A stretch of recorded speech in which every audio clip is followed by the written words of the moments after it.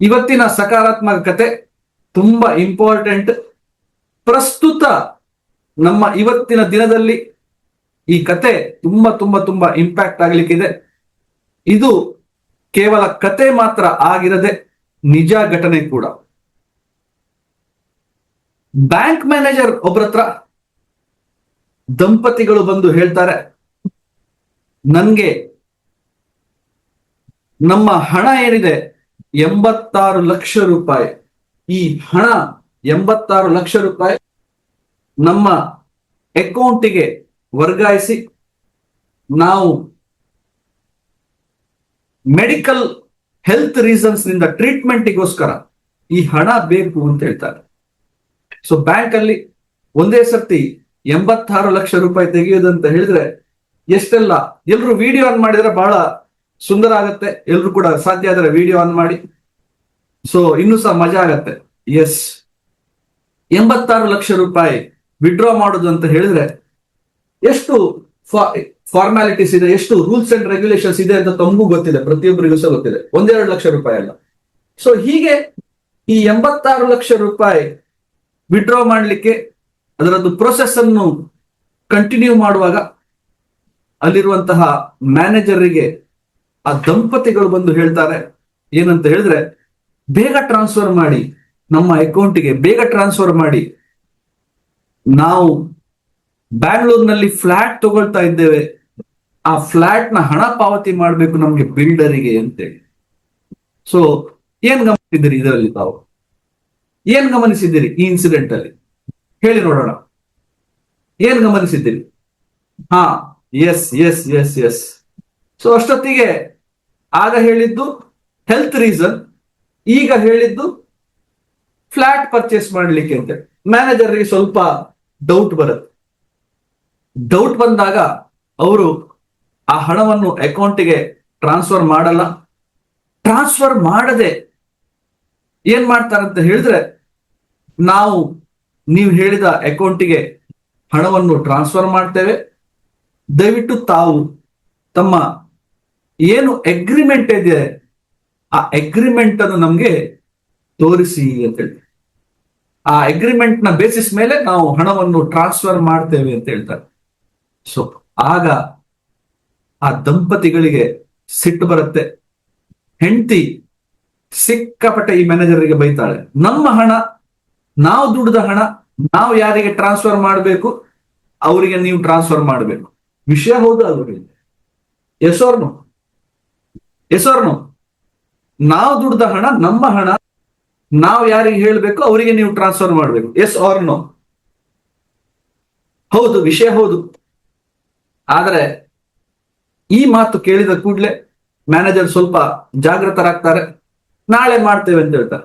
ನಾಳೆ ಬೆಳಿಗ್ಗೆ ಅವರ ಸ್ಟೇಟ್ ಬ್ಯಾಂಕ್ ಆಫ್ ಇಂಡಿಯಾದ ಈ ಖಾತೆಗೆ 86 ಲಕ್ಷ ರೂಪಾಯಿ ಈಗಲೇ ವರ್ಗಾಯಿಸಿ ಅಂತ ಹೇಳಿ ಹೆಂಡತಿ ಪ್ರೆಷರ್ ಆಗ್ತಾರೆ. ಆ ಹೆಂಡತಿ ಪ್ರೆಷರ್ ಹಾಕಿದಾಗ ಮ್ಯಾನೇಜರ್ಗೆ ಡೌಟ್ ಬರುತ್ತೆ. ದಾಮಾಸ್ ಕಟ್ಟೆಯಲ್ಲಿ, ಕಿನ್ನಿಗೋಳಿಯ ಪಕ್ಕದ ದಾಮಾಸ್ ಕಟ್ಟೆಯಲ್ಲಿ ನಡೆದಂತ ಘಟನೆ. ಆಗ ಆ ಮ್ಯಾನೇಜರ್ ಮುಲ್ಕಿ ಪೊಲೀಸ್ ಸ್ಟೇಷನ್ಗೆ ಫೋನ್ ಮಾಡಿ, ಈ ರೀತಿ ಏನೋ ಸ್ವಲ್ಪ ಡೌಟ್ ಬರ್ತಾ ಇದೆ, ಏನೋ ವಾಸನೆ ಬರ್ತಾ ಇದೆ, ತಾವು ದಯವಿಟ್ಟು ಎನ್ಕ್ವೈರಿ ಮಾಡಿ ಅಂತ ಹೇಳ್ತಾರೆ. ಸೊ ಎನ್ಕ್ವೈರಿ ಮಾಡಿ ಅಂತ ಹೇಳಿ ಪೊಲೀಸರಿಗೆ ಹೇಳಿದಾಗ ಪೊಲೀಸರು ಹೋಗಿ ಆ ಮನೆಗೆ ಹೋಗಿ ಎನ್ಕ್ವೈರಿ ಮಾಡ್ತಾರೆ. ಎನ್ಕ್ವೈರಿ ಮಾಡಿದಾಗ ಗೊತ್ತಾಗತ್ತೆ, ಈ ದಂಪತಿಗಳಿಗೆ ಸೈಬರ್ ಕ್ರೈಮ್ ನಲ್ಲಿ ಇರುವಂತಹ ಅಪರಾಧಿಗಳು ಬಲೆಯಲ್ಲಿ ಸಿಕ್ಕಿಸಿ ಆಗಿರುತ್ತೆ. ತಾವು ಕೇಳಿರ್ಬೋದಲ್ಲ ಏನಂತ ಹೇಳಿದ್ರೆ, ಈ ನಿಮ್ಮ ಅಕೌಂಟ್ ಆಧಾರ್ ಕಾರ್ಡ್ ಕನೆಕ್ಟ್ ಆಗಿರುವಂತದ್ದು ಮನಿ ಲಾಂಡ್ರಿಂಗ್ ಕೇಸಲ್ಲಿ ಈಗಾಗಲೇ ಆಗಿದೆ. ಮನಿ ಲಾಂಡ್ರಿಂಗ್ ಕೇಸಲ್ಲಿ ಸಿಕ್ಕಿಯಾಗಿ ಇರೋದ್ರಿಂದ ನಿಮ್ಮ ಯಜಮಾನರ ಮೇಲೆ ಈಗಲೇ ನಾವು ಇನ್ಕಮ್ ಟ್ಯಾಕ್ಸ್ ಇಂದ, ಇಡಿ ಇಂದ ಕ್ರಮ ತಗೊಳ್ತಾ ಇದ್ದೇವೆ. ಈಗಲೇ ನಿಮ್ಮ ಯಜಮಾನರನ್ನು ಅರೆಸ್ಟ್ ಮಾಡಿ ಅನೌನ್ಸ್ ಮಾಡ್ತೇವೆ. ಇದನ್ನು ತಪ್ಪಿಸಬೇಕಾದ್ರೆ ಇಷ್ಟು ಹಣವನ್ನು ನಮ್ಮ ಖಾತೆಗೆ ಟ್ರಾನ್ಸ್ಫರ್ ಮಾಡಿ ಅಂತ ಹೇಳುವಂತ ಘಟನೆಗಳನ್ನು ತಾವು ಓದ್ತಾ ಇದ್ದೀರಾ ಇಲ್ವೋ? ಸೊ ಈ ದಂಪತಿಗಳು ಆ ಸೈಬರ್ ಕ್ರೈಮ್ ಅಪರಾಧಿಗಳ ಬಲೆಗೆ ಸಿಕ್ಕಿ ಹಾಕಿಕೊಂಡಿರತ್ತೆ. ಆದರೆ ಈ ಮ್ಯಾನೇಜರ್ ಸಮಯ ಪ್ರಜ್ಞೆಯಿಂದ 86 ಲಕ್ಷ ರೂಪಾಯಿ ಸೇವ್ ಆಗತ್ತೆ. ಈ ದಂಪತಿಗಳಿಗೆ ಮಕ್ಕಳು ಇರೋದಿಲ್ಲ. ಸೊ ಇಂತಹ ಸಮಯ ಪ್ರಜ್ಞೆ ತೋರಿಸಿದಂತಹ ಮ್ಯಾನೇಜರ್ ಈ ಕೆಲಸ ಎಲ್ಲರಿಂದ ಅಪ್ರಿಶಿಯೇಟ್ ಆಗ್ತದೆ. ಈ ಮ್ಯಾನೇಜರ್ ಹೆಸರು ರಾಯ್ಸ್ಟನ್ ಆಳ್ವಾ ಅಂತ ಹೇಳಿ. ಸೊ ಇವರ ಸಾಧನೆಯನ್ನು ನೋಡಿ MLA ಅವರು, MP ಅವರು, ರಾಜಕೀಯ ಪಕ್ಷದ ನಾಯಕರು, ಸಾಮಾಜಿಕ ಕಾರ್ಯಕರ್ತರು ಎಲ್ಲರೂ ಬಂದು ಇವರನ್ನು ಅಭಿನಂದಿಸ್ತಾರೆ. ನಮ್ಮ ಪ್ರಶ್ನೆ ಏನಂತ ಹೇಳಿದ್ರೆ, 86 ಲಕ್ಷ ರೂಪಾಯಿ ಸೇವ್ ಮಾಡಿದಂತಹ ಈ ಮ್ಯಾನೇಜರ್ ಬಗ್ಗೆ ತಾವೇನ್ ಹೇಳ್ತೀರಾ? Digital arrest, yes Devaki madam, ತಾವೇನ್ ಹೇಳ್ತೀರಾ?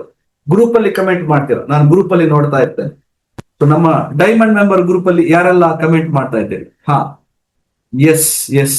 ಸೊ ಈ ಮ್ಯಾನೇಜರ್ ಘಟನೆಯಿಂದ, ಈ ಮ್ಯಾನೇಜರ್, ನಾನು ಯಾಕೆ ಎಕ್ಸಾಂಪಲ್ ತಗೊಳ್ತಾ ಇದ್ದೇನೆ ಮಿಸ್ಟರ್ ರಾಯ್ಸ್ಟನ್ ಆಳ್ವಾ, ಯಾಕೆ ನಾನು ಎಕ್ಸಾಂಪಲ್ ತಗೊಳ್ತಾ ಇದ್ದೇನೆ ಅಂತ ಹೇಳಿದ್ರೆ, 15 ವರ್ಷಗಳ ಹಿಂದೆ ನಾನು ಇನ್ಶೂರೆನ್ಸ್ ಕಂಪನಿಯಲ್ಲಿ ಬ್ರಾಂಚ್ ಮ್ಯಾನೇಜರ್ ಆಗಿದ್ದಾಗ ಈ ವ್ಯಕ್ತಿ ರಾಯ್ಸ್ಟನ್ ಆಳ್ವಾ ಒಂದು ಅಡ್ವೈಸರ್ ಆಗಿ ಕೆಲಸ ಮಾಡ್ತಾ ಇದ್ರು, ಏಜೆಂಟ್ ಆಗಿ ಕೆಲಸ ಮಾಡ್ತಾ ಇದ್ರು, ನನ್ನ ಅಡ್ವೈಸರ್ ಆಗಿ ಕೆಲಸ ಮಾಡ್ತಾ ಇದ್ರು ಅಂತ ಹೇಳಲಿಕ್ಕೆ ನನಗೆ ಬಹಳ ಹೆಮ್ಮೆ ಆಗ್ತಾ ಇದೆ.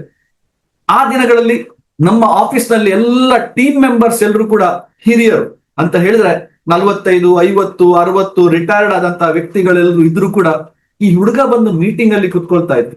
ರಾಯ್ಸ್ಟನ್ ಆಳ್ವಾ ನನ್ನ ಸಂಬಂಧ ಸರಿಸುಮಾರು 15-16 ವರ್ಷಕ್ಕಿಂತ ಹೆಚ್ಚಿನ ಸಂಬಂಧ.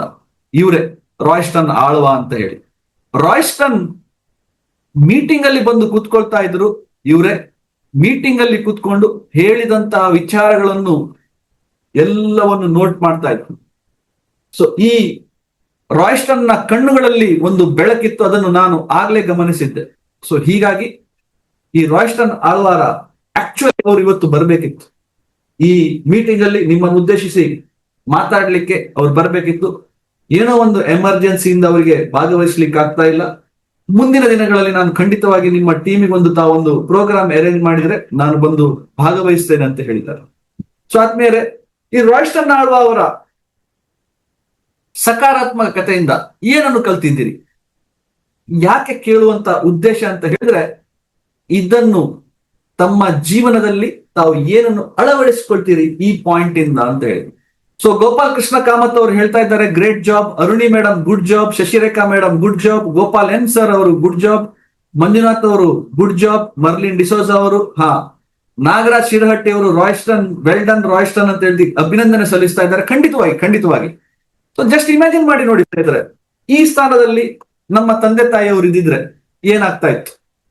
ಆಲ್ಮೋಸ್ಟ್ 80 ಆಸುಪಾಸಿನ ಹಿರಿಯ ದಂಪತಿಗಳು 86 ಲಕ್ಷ ರೂಪಾಯಿಯನ್ನು ಕಳ್ಕೊಂಡು ಬಿಟ್ಟಿದ್ರೆ ಅವರ ಕೊನೆಯ ದುಡಿಲಿಕ್ಕಾಗ್ತಿತ್ತು ಅವರಿಗೆ 86 ಲಕ್ಷ ರೂಪಾಯಿ? ಹೇಳಿ ನೋಡೋಣ. ಯಾರೆದುರುಗಡೆ ಸಹ ಕೈ ಚಾಚದಂತಹ ವ್ಯಕ್ತಿಗಳು ಈಗ ಈ 86 ಲಕ್ಷ ರೂಪಾಯಿ ಕಳ್ಕೊಂಡಿದ್ರೆ ಅವರ ಮಾನಸಿಕ ಸ್ಥಿತಿ ಹೇಗಾಗ್ತಿತ್ತು? ಎಲ್ಲದಕ್ಕೂ ಬೇರೆಯವರ ಮೇಲೆ ಡಿಪೆಂಡ್ ಆಗ್ಬೇಕಿತ್ತು, ಹೌದಾ ಇಲ್ವಾ? ಸೊ ಈ ರಾಯ್ಸ್ಟನ್ ಆಳ್ವಾ ಅವರ ಸಕಾರಾತ್ಮಕ ಕಥೆಯಿಂದ ತಾವು ಏನನ್ನು ಕಲ್ತಿದ್ದೀರಿ? ಕೇಶವ ರೆಡ್ಡಿ ಅವರು ಹೇಳ್ತಾ ಇದ್ದೀರಿ ಎಸ್ ಸರ್ ಅಂತ ಹೇಳ್ತಾ ಇದ್ದೀರಿ. Yes, okay. ಬೇರೆ ನಮ್ಮ ಡೈಮಂಡ್ ಮೆಂಬರ್ಸ್ ಬೇರೆ ಯಾರೆಲ್ಲ ಗ್ರೂಪ್ ಅಲ್ಲಿ ಕಮೆಂಟ್ ಮಾಡ್ತಾ ಇದ್ದೀರಿ? ಸಮಯ ಪ್ರಜ್ಞೆ ಮತ್ತು ಸಾಮಾಜಿಕ ಕಳಿಕಳಿ ಹೊಂದಿರುವಂತಹ ವ್ಯಕ್ತಿ ವಿಜಯ್ ಕುಮಾರ್ ಸರ್. ಎಕ್ಸಾಕ್ಟ್ಲಿ. ಎಂತಹ ಕಷ್ಟ ಸಮಯದಲ್ಲೂ ಧೃತಿಗೆಡದೆ ಹೆಜ್ಜೆ ಹಾಕಿರೋದು ಅಶ್ವಿನ್ ಕುಮಾರ್ ಅವರು ಹೇಳ್ತಾ ಇದ್ದೀರಿ. ಎಸ್. ದೇವರಾಜಯ್ಯ ಅವರು ಹೇಳ್ತಾ ಇದ್ದೀರಿ ಸಮಯ ಪ್ರಜ್ಞೆ ಅಂತ ಹೇಳಿ. ಬೇರೆ ಏನನ್ನು ಕಲ್ತಿದ್ದೀರಿ ಈ ಸಕಾರಾತ್ಮಕತೆಯಿಂದ? ಏನನ್ನು ಕಲ್ತಿದ್ದೀರಿ? Good work. ಜಗದೀಶ್ ಅವರು ಅಪ್ರಿಶಿಯೇಟ್ ಮಾಡ್ತಾ ಇದ್ದಾರೆ. Thank you so much. Really appreciate ಮಾಡುವಂತದ್ದೇ ರಾಯ್ಸ್ಟನ್ ಅವರು. ಪುಟ್ಟಣ್ಣ ಭಟ್ ಸರ್ ಹೇಳ್ತಾ ಇದ್ದೀರಿ ಗುಡ್ ವರ್ಕ್, ಗುಡ್ ಜಾಬ್. ನಿಜ ಗುಡ್ ಜಾಬ್. ಹೆಚ್ಚಿನವರು ಅಪ್ರಿಶಿಯೇಟ್ ಮಾಡ್ತಿದ್ದಾರೆ. ಬಟ್ ನನ್ನ ಪ್ರಶ್ನೆ, ಈ ಕಥೆಯಿಂದ ತಾವು ಏನನ್ನು ಕಲ್ತಿದ್ದೀರಿ? Gratitude for him in his world everybody are too busy but the person took personally and show ಮ್ಯಾನ್ ಕೈಂಡ್. ಸಮಯಕ್ಕೆ ಆದವನೇ ಆಪದ್ ಬಾಂಧವ. ಎಸ್, ನಿಜ. ಮುನಿರಾಜು ಸರ್, ಪ್ರತ್ಯಕ್ಷವಾಗಿ ಕಂಡರು ಪರೀಕ್ಷಿಸಿ ನೋಡು. ಸೂಪರ್. ಮುನಿರಾಜು ಸರ್ ಅವರ ಪಾಯಿಂಟ್ ನೀವು ನೋಡ್ಕೊಳ್ಳಿ. ಹಿರಿಯರ ಬಗ್ಗೆ ಕಾಳಜಿ. ಎಸ್, ನಾವು ಯಾವುದೇ ಕೆಲಸ ಮಾಡುವಾಗ ಸಮಯ ಪ್ರಜ್ಞೆ ಮತ್ತು ಕಾಳಜಿ ಮುಖ್ಯ ಅಂತೇಳಿ ಮುಕ್ತಾ ಪ್ರಕಾಶ್ ಅವರು ಹೇಳ್ತಾ ಇದ್ರಿ, ನಮ್ಮ diamond members. Yes. Yogendra Reddy sir, presence of mind area work. Exactly Yogendra Reddy sir ಹೇಳ್ತಾ ಇದ್ದೀರಿ. ಎಸ್, ದೇವರಾಜ್ ಅವರು ಹೇಳ್ತಿದ್ರು, ಜಗದೀಶ್ ಬಾವಿಕಟ್ಟೆ ಅವರು ತಾಳ್ಮೆಯಿಂದ ವಿಚಾರ ಮಾಡಬೇಕು. ನಾಗರಾಜ್ ಶಿರಹಟ್ಟಿ ಸರ್, ಎಸ್, ಯಾರೇ ಆಗಿರಲಿ ಅವಸರವಾಗಿ ಮಾಡಿದರೆ ಡೌಟ್ ಮತ್ತು ಸಮಯ ಪ್ರಜ್ಞರಿತ್ತು ಒಳ್ಳೆಯ ಸಕಾರಾತ್ಮಕತೆ ಸರ್, ಜಗದೀಶ್ ಬಾವಿಕಟ್ಟೆ ಅವರು ಹೇಳ್ತಿದ್ರಿ. ಓಕೆ, ಈಗ ನಾನು ಹೇಳ್ತೇನೆ, ಈ ಒಂದು ಕಥೆಯಿಂದ ತಾವು ಎಷ್ಟು ಪಾಯಿಂಟ್ಗಳನ್ನು ತಮ್ಮ ಜೀವನದಲ್ಲಿ ಅಳವಡಿಸಿಕೊಳ್ಳಲು ಕಲ್ತಿದ್ದೀರಿ. ಒಂದು ಸಕಾರಾತ್ಮಕತೆಯನ್ನು ಗ್ರೂಪ್ ಅಲ್ಲಿ ನೋಡಿ, ಎಷ್ಟು ಎಷ್ಟು ಎಷ್ಟು ವಿಚಾರಗಳನ್ನು ತಾವು ಅಳವಡಿಸಿಕೊಳ್ಳಲು ಕಲ್ತಿದ್ದೀರಿ. ಹಾ, ಎಷ್ಟು ವಿಚಾರಗಳು ಇಲ್ಲ ಇದೆ ನೋಡಿ. ನಮ್ಮ ಗ್ರೂಪ್ ಮೆಂಬರ್ಸ್ ಎಲ್ಲರೂ ಹೇಳ್ತಾ ಇದ್ದಾರೆ ನೋಡಿ, ಎಷ್ಟು ಕಲ್ತಿದ್ದೀರಿ. ಹಾ, ಎಷ್ಟು ಪಾಯಿಂಟ್ ಬಂತು, ಹೌದಾ? ಓಕೆ, ಸೊ ಈಗ ಗೀತಾ ಮೇಡಮ್ ಹೇಳ್ತಾ ಇದ್ದೀರಿ, ಹಾ really good work. Dakshayini madam, ಹಾ peace of mind, yes peace of mind ಎಲ್ಲ ಹೌದು, ಎಸ್. ಸೊ ಈಗ ನಾನು ಹೇಳ್ತೇನೆ ಏನು ಅಂತ ಹೇಳಿದ್ರೆ, ನಾನು ಗಮನಿಸಿದಂತಹ 2 ಅತಿ ಮುಖ್ಯ ಪಾಯಿಂಟ್ ಅನ್ನು ನಾನು ನಿಮ್ಮೊಂದಿಗೆ ಹೇಳ್ತೇನೆ. ತಾವು ಹೌದು ಅಂತ ಹೇಳಿದ್ರೆ ಗ್ರೂಪ್ ಅಲ್ಲಿ ಕಮೆಂಟ್ ಮಾಡಿ ಹೌದು ಅಂತೇಳಿ, ಇಲ್ಲ ಅಂತ ಹೇಳಿದ್ರೆ ಇಲ್ಲ ಅಂತೇಳಿ ಮುಕ್ತವಾಗಿ ತಾವು ಹಂಚ್ಕೋಬಹುದು. ಆತ್ಮೀಯರೇ, ನಾನು ಹೆಚ್ಚಿನ ಸೂಪರ್ ಮ್ಯಾನಿಫೆಸ್ಟರ್ ಪ್ಲಾಟಿನಂ ಮತ್ತು ಡೈಮಂಡ್ ಮೆಂಬರ್ಸ್ ಗಳಿಗೆ 1-to-1 ಸೆಷನ್ ತಗೋತೇನೆ. ಹೌದು ಅಲ್ವೋ? ತಗೊಂಡಿದ್ದೇನಾ ಇಲ್ವೋ? ಹೌದು ಅಲ್ವೋ? ಈ 1-to-1 ಸೆಷನ್ ತಗೊಳ್ಳುವಾಗ ಇವತ್ತು ದೊಡ್ಡ ದೊಡ್ಡ ದೊಡ್ಡ ಚಾಲೆಂಜ್ ಏನು ಅಂತ ಹೇಳಿದ್ರೆ, ನಮ್ಮ ಮಕ್ಕಳು ನಾವು ಹೇಳಿದ ಹಾಗೆ ಕೇಳಲ್ಲ. ಹೌದಾ ಅಲ್ವಾ? Yes or no? ಇವತ್ತಿನ ಜನರೇಷನ್, ಹೆಚ್ಚಿನ ಜನರು ಏನ್ ಹೇಳ್ತಾರೆ ಅಂತ ಹೇಳಿದ್ರೆ, ಇವತ್ತಿನ ಜನರೇಷನ್ ನಮ್ ಹಾಗಲ್ಲ, ನಮ್ ಹಾಗೆ ಅಲ್ಲ. ಇವತ್ತಿನ ಜನರೇಷನ್ ಹೆಚ್ಚಿನ ಬೇಜಾರು ಮಾಡ್ಕೊಳ್ಬೇಡಿ, ನಾನು ಅವರು ಇವರು ಅಂತ ಹೇಳಲ್ಲ, ದಯವಿಟ್ಟು ಕ್ಷಮಿಸಿ. ಇವತ್ತಿನ ಜನರೇಷನ್ ಯೂಸ್ಲೆಸ್ ಅಂತ ಹೇಳುವಂತ ಒಪಿನಿಯನ್ ಕೆಲವು ಜನರ ಮನಸ್ಸಿನಲ್ಲಿ ಉಂಟು. ಹೌದಾ ಅಲ್ವಾ? ಹೇಳಿ ನೋಡೋಣ, ಎಸ್ ಆರ್ ನೋ? 1-to-1 ಮಾತಾಡಿದೆ ನನ್ನೊಟ್ಟಿಗೆ, ನಾನು ಅವರು ಇವರು ಅಂತ ಹೇಳ್ತಾ ಇಲ್ಲ. 1-to-1 ಮಾತಾಡಿದಂತಹ ಪ್ಲಾಟಿನಂ ಮೆಂಬರ್ಸ್ ಮತ್ತು ಡೈಮಂಡ್ ಮೆಂಬರ್ಸ್ ಗಳ ಒಪಿನಿಯನ್ ನಾನು ಹೇಳ್ತಾ ಇದ್ದೇನೆ. ಇವತ್ತಿನ ಜನರೇಷನ್ ಪ್ರಯೋಜನ ಇಲ್ಲ ಅಂತ ಹೇಳೋದು ಹೇಳ್ತೇನೆ. ಸೊ ಅಂತವರಿಗೆ ಒಂದು ಕಿವಿ ಮಾತು, ರಾಯ್ಸ್ಟನ್ ಆಳ್ವಾ ಅವರ ಈ ಸಾಧನೆ ಕಡಿಮೆಯ 86 ಲಕ್ಷ ರೂಪಾಯಿ ಸೇವ್ ಮಾಡಿ ಬಡ ದಂಪತಿಗಳು, ಇನ್ ಅದರ್ ವರ್ಡ್ಸ್ ಅನಾಥರಾಗುವಂಥದ್ದು. ತಂದೆ ತಾಯಿ ಇಲ್ಲದ್ರೆ ಮಾತ್ರ ಅನಾಥ ಅಂತ ಹೇಳಿ ಅಲ್ಲ, ಹೌದು ವಿಚಾರ ಒಪ್ತೇನೆ, ಆದ್ರೆ ಕೊನೆಯಲ್ಲಿ ಹಣ ಇಲ್ಲದಿದ್ರೆ ಅನಾಥರೇ, ಹೌದೇ ಅಲ್ವಾ ಹೇಳಿ? ನನ್ನ ಪ್ರಕಾರ ಕೊನೆಯಲ್ಲಿ ಹಣ ಇಲ್ಲ ಅಂತ ಹೇಳಿದ್ರೆ ಅವರು ಅನಾಥರೋ, ಹೌದಾ ಅಲ್ವಾ? ಹೇಳಿ ನೋಡೋಣ. ದುಡ್ಡಿದ್ರೆ ರಿಲೇಟಿವ್ಸ್ ಇರ್ತಾರೆ, ಫ್ರೆಂಡ್ಸ್ ಇರ್ತಾರೆ, ಎಲ್ಲರೂ ಇರ್ತಾರೆ. ದುಡ್ಡಿಲ್ಲ ಅಂತ ಹೇಳಿದ್ರೆ ಅನಾಥರೇ. ಈ ಅನಾಥರಾಗುವಂತ ತಪ್ಪಿಸಿದಂತಹ ಈ ರಾಯ್ಸ್ಟನ್ ಆಳ್ವಾರ ಸಕಾರಾತ್ಮಕ ಕತೆ ನಿಮ್ಗೆ ಇದರಿಂದ ತಾವು ಏನ್ ತಗೋತೀರಂತ ಹೇಳಿದ್ರೆ, ಸ್ವಾಮಿ ನಾನು ಮತ್ತು ಇಲ್ಲಿ ಹೆಚ್ಚಿನವರು ಬೆಳೆದಾಗ ಒಂದು ಊರಿನಲ್ಲಿ 2 ಕಾರ್ ಇದ್ರೆ ದೊಡ್ಡದಿತ್ತು. ಹೌದಾ ಅಲ್ವಾ ಪುಟ್ಟಣ್ಣ ಭಟ್ರೆ? ಹೇಳಿ ನೋಡೋಣ. ನಮ್ಮ ಊರಿನಲ್ಲಿ 2 ಕಾರ್ ಇದ್ರೆ ಬಹಳ ದೊಡ್ಡ ವಿಚಾರ. ನಾವು ಕಲಿತಾ ಇರುವಾಗ SSLC ಅಲ್ಲೆಲ್ಲ ಹೆಚ್ಚಿನವರು ಇದೆ ಒಪಿನಿಯನ್. ಇವತ್ತು ಒಬ್ಬೊಬ್ಬರ ಮನೆಯಲ್ಲಿ 2-2, 3-3 ಕಾರ್ ಬಂದಿದೆ. ಸೊ ಹೀಗಾಗಿ ಇವತ್ತಿನ ಜನರೇಷನ್ ಅವರ ಪಾಲಿಗೆ ಅವರು ಸರಿ, ನಮ್ಮ ಪಾಲಿಗೆ ನಾವು ಸರಿ. Yes or no? Yes or no? ಹಾ, ಗ್ರೂಪ್ ಅಲ್ಲಿ ಕಮೆಂಟ್ ಮಾಡಿ. ನಮ್ಮ ಡೈಮಂಡ್ ಮೆಂಬರ್ಸ್ ಗ್ರೂಪ್ ಅಲ್ಲಿ ಕಮೆಂಟ್ ಮಾಡಿದ್ರೆ ನಾನು ನೋಡ್ತೇನೆ ಎಲ್ಲರೂ ಸರ್. ಇದ್ರಲ್ಲಿ ಏನಾಗುತ್ತೆ ಅಂತ ಹೇಳಿದ್ರೆ ಚಾಟ್ ಹೋಗಿ ಬಿಡತ್ತೆ. S or no? ಅವ್ರ ಪಾಲಿಗೆ ಅವ್ರು ಸರ್. ಯಾಕಂತ ಹೇಳಿದ್ರೆ ಸ್ವಾಮಿ ಅವ್ರು ಬೆಳೆದಂತ ವಾತಾವರಣ ಹೇಗೆ, ಒಂದೊಂದು ಮನೆಯಲ್ಲಿ 2-2 ಕಾರ್ 3-3 ಕಾರ್ ಇರುವಂತಹ ವಾತಾವರಣವನ್ನು ನೋಡಿ ಬೆಳೀತಾರೆ. ನಾವು ಬೆಳೆದಂತ ವಾತಾವರಣ ಹೇಗೆ, ಒಂದು ಊರಿನಲ್ಲಿ 2-2 ಕಾರ್, ಒಂದು ಊರಿನಲ್ಲಿ. ಸೊ ಡಿಫರೆನ್ಸ್ ಇದೆಯಾ ಇಲ್ವಾ? ಹಾಗಾಗಿ ಯಾರಾದ್ರೂ ಯಂಗ್ ಜನರೇಷನ್ ಯೂಸ್ಲೆಸ್ ಅಂತ ಹೇಳುವಂತಹ ಮನೋಸ್ಥಿತಿ ಇದೆ ಅಂತಾದ್ರೆ ದಯವಿಟ್ಟು ಈ ಕಥೆಯಿಂದ ತಾವು ಹೊರಗಡೆ ಬರಬೇಕು. Yes or no? ಹಾ, ಒಪ್ತಾ ಇದ್ದೀರಿ. ನಾಗರಾಜ್ ಶಿರಟ್ಟಿ ಅವರು ಒಪ್ತೀರಿ. First point Yogendra Reddy sir ಒಪ್ತೀರಿ, ಮುನಿರಾಜು ಸರ್, ಹಾ ಎಲ್ಲರೂ ಒಪ್ತಾ ಇದ್ದೀರಿ. ಎಸ್ ಅಂತೇಳಿ. ಅವ್ರ ಮಟ್ಟಿಗೆ ಅವ್ರು ಸರಿ, ನಮ್ಮ ಮಟ್ಟಿಗೆ ನಾವು ಸರಿ. ಓಕೆ, ಅವರು ಯೂಸ್ಲೆಸ್, ಅವರು ಪ್ರಯೋಜನ ಇಲ್ಲ ಅಂತ ಹೇಳುವಂತ ಮನಸ್ಥಿತಿ ಇದ್ರೆ ಹೊರಗಡೆ ಬರುವಂತದ್ದು. ಫಸ್ಟ್ ಇವತ್ತಿನ ಸಕಾರಾತ್ಮಕತೆಯಿಂದ, ರಾಯ್ಸ್ಟನ್ ಆಳ್ವಾ ಕಥೆಯಿಂದ. 2ನೇ ಪಾಯಿಂಟ್ ಹೇಳ್ತೇನೆ. 2ನೇ ಪಾಯಿಂಟ್, ಆ 86 ಲಕ್ಷ ರೂಪಾಯಿಯನ್ನು ಟ್ರಾನ್ಸ್ಫರ್ ಮಾಡಿ ಅಂತ ಹೇಳಿದ್ರೆ ರಾಯ್ಸ್ಟನ್ ಆಳ್ವಾ ಮಾಡಿ ಬಿಟ್ಟಿದ್ರೆ ಏನಾಗ್ತದೆ? ಬ್ಯಾಂಕ್ ಮ್ಯಾನೇಜರ್ ಕೆಲಸ ಅಲ್ವಾ? ಇನ್ಸ್ಟ್ರಕ್ಷನ್ ಇದೆ ಟ್ರಾನ್ಸ್ಫರ್ ಮಾಡುವಂಥದ್ದು, ಟ್ರಾನ್ಸ್ಫರ್ ಮಾಡಿ ಬಿಡ್ಬೇಕು. ಯಾರವರ ಕ್ಲೈಂಟ್ ಇನ್ಸ್ಟ್ರಕ್ಷನ್ ಕೊಡ್ತಾ ಇರ್ಲಿಲ್ವಾ? ಕೊಟ್ಟಿದಾರಲ್ವಾ? ಮ್ಯಾನೇಜರ್ ಇನ್ನು ರಿಸ್ಕ್ ತಗೊಂಡ್ರು. ಯಾಕಂತ ಹೇಳಿದ್ರೆ ನಾನು ಹೇಳಿದ ಕ್ಲೈಂಟಿಗೆ ನೀವು ಹಣವನ್ನು ವರ್ಗಾಯಿಸಲಿಲ್ಲ ಅಂತ ಹೇಳಿ ಸುಪೀರಿಯರ್ ಅಥಾರಿಟಿಗೆ ಕಂಪ್ಲೇಂಟ್ ಕೊಟ್ಟಿದ್ರೆ ಸುಪೀರಿಯರ್ ಅಥಾರಿಟಿಗೆ ಅವರ ಜಾಬ್ಗೆ ಕಷ್ಟ ಬರ್ತಿತ್ತು, ರಿಸ್ಕ್ ಇತ್ತು. ಹೌದು ಅಲ್ವೋ? ರಾಜಸ್ಥಾನ್ ಅವರ ಜಾಬ್ಗೆ ಕೆಲಸ ಬರ್ತಾ ಇತ್ತ ಇಲ್ವೋ? ಆದರೆ ಈ ಹಣ ಯಾಕೆ ಹೋಗ್ತಾ ಇದೆ ಅಂತ ಹೇಳುವಂತಹ ಹಿರಿಯರ ಬಗ್ಗೆ ಕಾಳಜಿ ಎರಡನೇ ಪಾಯಿಂಟ್. ನಮ್ಮ ಸುತ್ತಮುತ್ತಲಿರುವಂತಹ ಯಾರಾದ್ರೂ ಹಿರಿಯರು ಸಿಕ್ಕಿದ್ರೆ ಒಂದು ಸ್ಮೈಲ್ ಕೊಡೋಣ. ಅಟ್ಲೀಸ್ಟ್ ಇವತ್ತಿನ ಟಾಸ್ಕ್ ಎಲ್ರಿಗೂ ನಾನು ಕೊಡ್ತಾ ಇದ್ದೇನೆ. ಇವತ್ತಿನ ನಮ್ಮ ಅಕ್ಕಪಕ್ಕದ ಹಿರಿಯರು ಸಿಕ್ಕಿದ್ರೆ ಮಾತಾಡ್ಲಿಕ್ಕೆ ಸಾಧ್ಯ ಆಗದಿದ್ರೆ ಗೊತ್ತಾಗತ್ತೆ, ನೀವೆಲ್ಲರೂ ಬಿಸಿ ಇರ್ತೀರಿ, ನಾನು ಕೂಡ ಬಿಸಿ ಇರ್ತೇನೆ, ಮಾತಾಡ್ಲಿಕ್ಕೆ ಸಾಧ್ಯ ಇಲ್ಲದ್ರೆ ಅಟ್ಲೀಸ್ಟ್ ಒಂದ್ ಸ್ಮೈಲ್ ಕೊಡೋಣ. ಒಂದ್ ಸ್ಮೈಲ್ ನಮ್ಮ ಹಿರಿಯರಿಗೆ, ನಮ್ಮ ಪಕ್ಕದ ನೇಬರ್ ಇರ್ಬೋದು, ನಮ್ಮ ಫ್ಲಾಟ್ನವ್ರು ಇರ್ಬೋದು, ನಮ್ಮ ಊರ್ನವ್ರು ಇರ್ಬೋದು, ಯಾರೇ ಇರ್ಬೋದು, ಮಾತಾಡಿಸಿದ್ರಂತೂ ಬಹಳ ಒಳ್ಳೇದು.